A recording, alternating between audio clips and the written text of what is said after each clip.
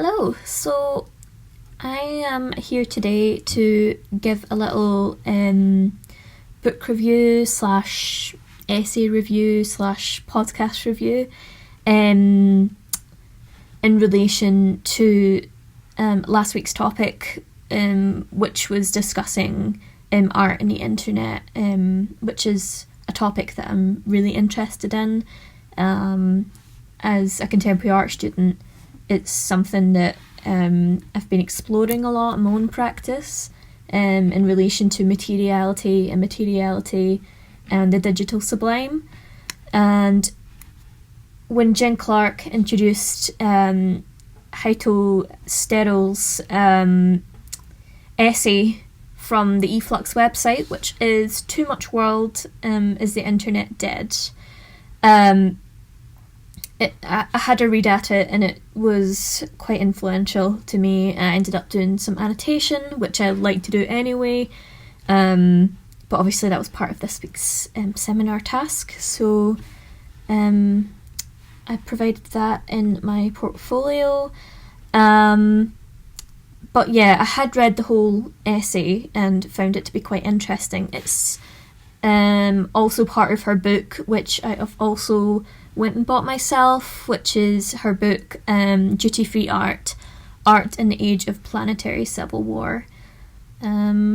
So yeah, I'll just get straight into the review. So essentially what it talks about is, what the essay Too Much World talks about, is the kind of destruction of the internet, considering is it dead in terms of, is the internet as how we romanticised it and how we know it and see it as this kind of utopian digital space, like the way we used to see it, does that really exist anymore? And Steryl's kind of response to that is no.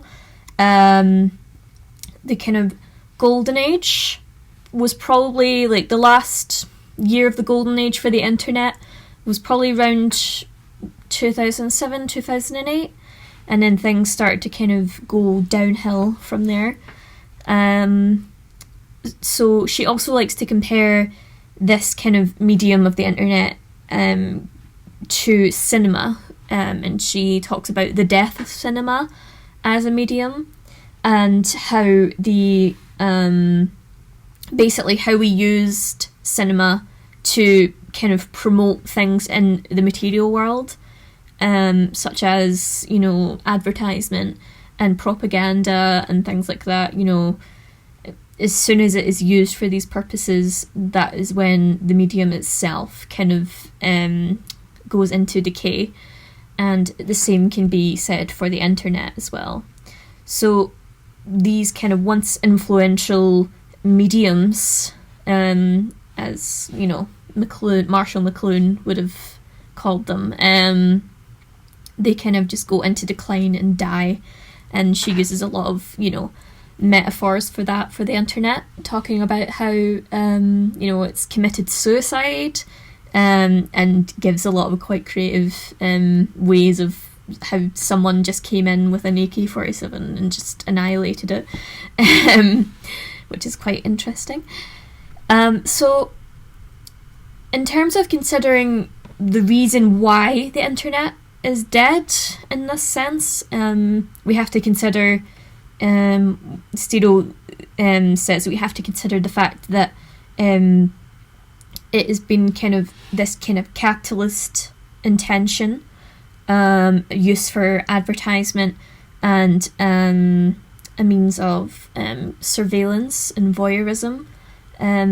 Obviously we've seen this amazing platform, the internet, which is infinitely, it's got so many good parts to it. You've got your infinite amount of knowledge and connectivity with people, being able to connect and share ideas with people from all over the world. So it is quite romanticised, and rightfully so in that sense. However, as soon as large-scale companies and governments and anyone with impure intentions takes power over it, that's when the kind of rosy-eyed romantic aspect of the internet seeps into the material world and becomes something impure. So considering how this has happened, again, with capitalism and governments and stuff, they seize hold of different websites, like social media websites and, different image sharing websites and things like that. And, what images are shown online influence what is happening in the real world. So the images, as Hito Steryl puts it, they're not just images, they're not just there to represent something from the material world, from reality. It's not like photography in that sense. It actually becomes this kind of bastardized version of representation. So these, this kind of constant flow of images on the internet kind of creates a different narrative of what we can consider reality, what we can consider the material world. So considering materiality as well, she kind of touches on this lightly in the essay. What is immaterial from the internet seeps into the real world through these images, through this kind of control, through this voyeuristic kind of ways of life that we've now, established for ourselves through influence on the internet. These ideas that are kind of almost forced upon us, or encouraged, or social cues, social norms and stuff like that are created through social media, and what we're exposed to seeps through into the material world as something that can be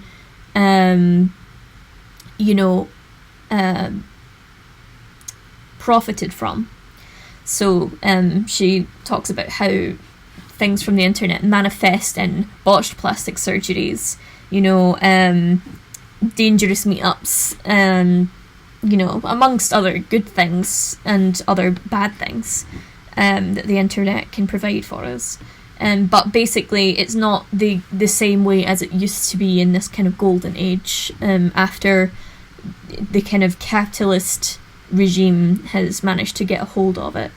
And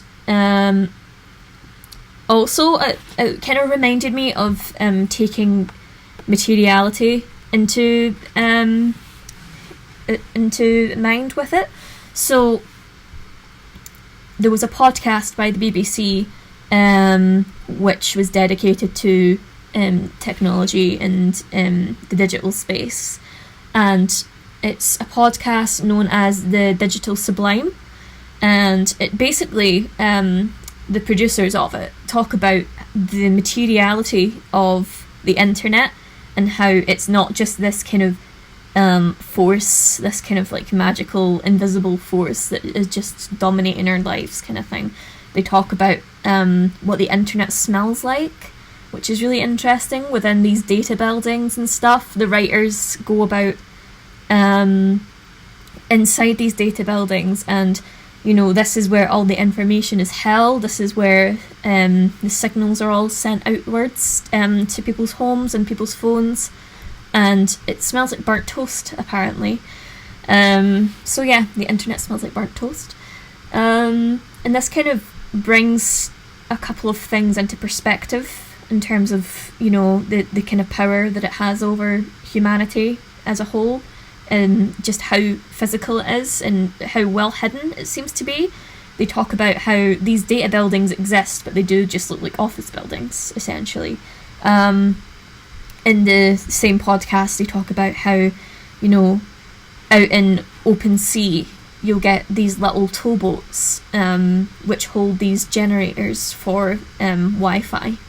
And it is, you do get workers that are literally tagging a towboat along with them on a boat, and they're essentially carrying this device, this physical device that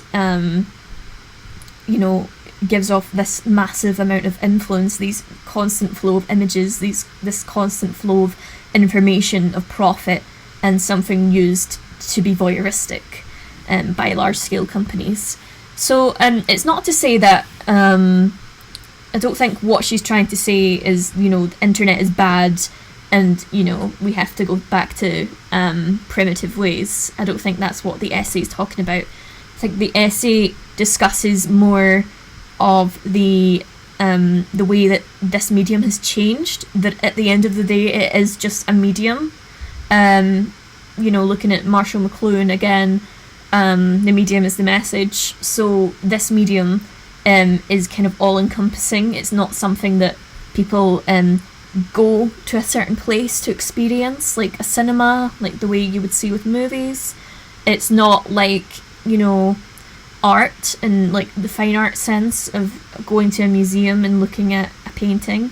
It's this kind of recycled, constantly brought to life, like an undead, zombified kind of force, kind of medium that has these constant images circulating to create influence on people in this material, like the real world.